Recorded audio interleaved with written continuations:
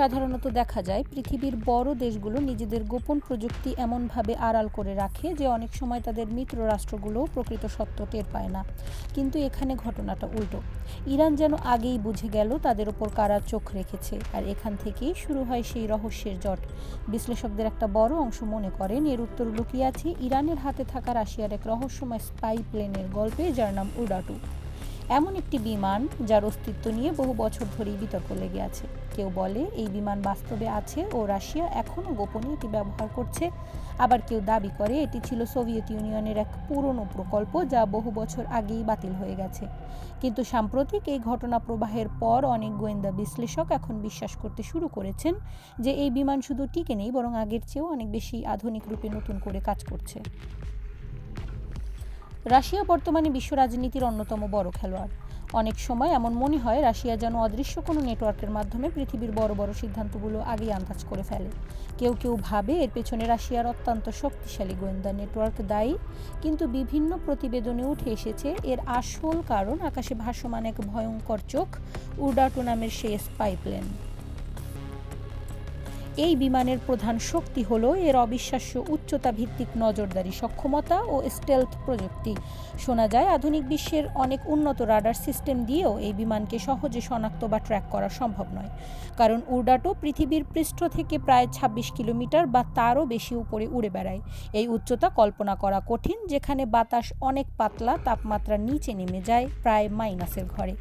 এত উচ্চতায় সাধারণ যুদ্ধ বিমান তো দূরের কথা, অধিকাংশ আধুনিক এয়ার ডিফেন্স সিস্টেমও টার্গেট লক করতে হিমশিম খায়।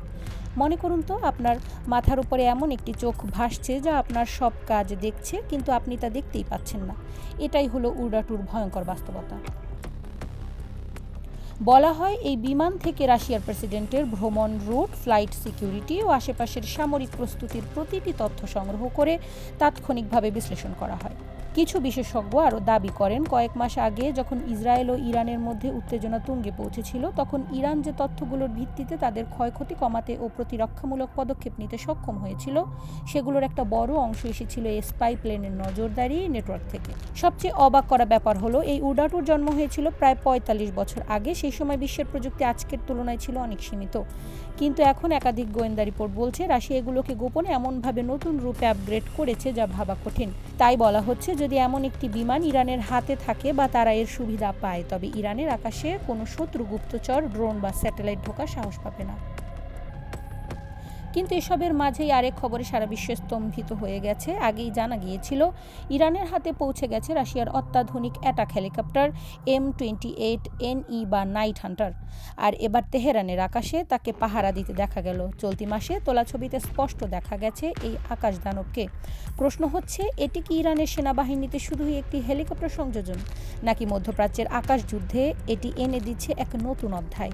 পশ্চিম তেহরান ও মেহরাবাদ বিমানবন্দরের আকাশে পরীক্ষামূলক উড্ডয়নের সময় তোলা উচ্চ রেজলিউশনের ছবিতে বোঝা যায় হেলিকপ্টারটি mast mounted N25mm wave radar, উন্নত ইলেকট্রো অপটিক্যাল বা ইনফ্রারেড টার্গেটিং সিস্টেম এবং লেজার ভিত্তিক ডিরকম সেলফ ডিফেন্স স্যুটে সজ্জিত।